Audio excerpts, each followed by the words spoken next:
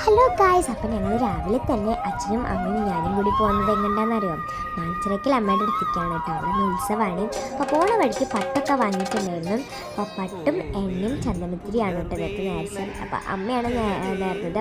അപ്പോൾ അമ്മ തന്നെയാണ് കൊടുക്കുന്നത് കേട്ടോ. അപ്പോൾ അത് ഞാൻ കുറച്ച് നേരം പിടിച്ച് പിന്നെ അമ്മ എടുത്തതാ ദേവിയുടെ മുന്നിൽ നടക്കേ കൊണ്ടു വെച്ചു. പിന്നെ അവിടെ പറവെപ്പുണ്ടായിരുന്നു, പഞ്ചാരി മേള ഉണ്ടായിരുന്നു, വിളിച്ചപ്പാട് ഇങ്ങനെ കൽപ്പനയൊക്കെ പറയുന്നുണ്ടായിരുന്നു.